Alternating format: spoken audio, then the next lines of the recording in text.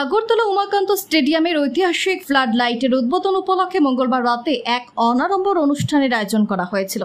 এদিনের অনুষ্ঠানে উপস্থিত থেকে ফ্লাড লাইটের উদ্বোধন করলেন মুখ্যমন্ত্রী প্রফেসর ডক্টর মানিক সাহা।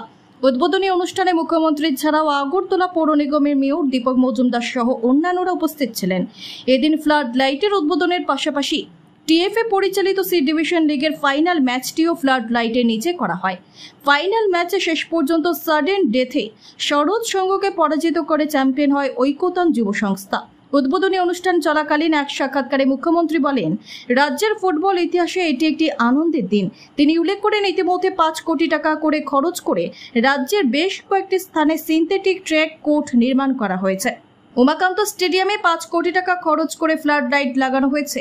ক্রীড়া ক্ষেত্রে রাজ্যকে এগিয়ে নিয়ে যাওয়া বর্তমান সরকারের মূল লক্ষ্য বলে অভিমত ব্যক্ত করেন মুখ্যমন্ত্রী। আনন্দের দিন ত্রিপুরার ফুটবলের ইতিহাসে যে আজকে এখানে ফ্লাড লাইট লাগানো হয়েছে এবং আমাদের সরকারের তরফ থেকে সবসময় স্পোর্টসকে আমরা সামনের দিকে এগিয়ে নিয়ে যেতে চাই।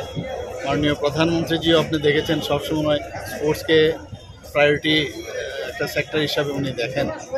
ত্রিপুরাতেও আমরা বেশ কয়েকটা জায়গায়, বিশেষ করে প্রথমে যে সিনথেটিক টার্ফ কোর্ট এখানে আমরা তৈরি করেছিলাম, শুধু এখানে না, ত্রিপুরার বিভিন্ন জায়গায় আমরা প্রায় 5 কোটি করে খরচ করে এক একটা টার্ফ কোর্ট, যে এই সিনথেটিক টার্ফ কোর্ট যে আমরা বানিয়েছি ফুটবলের জন্য, প্রায় অনেকগুলো জায়গা।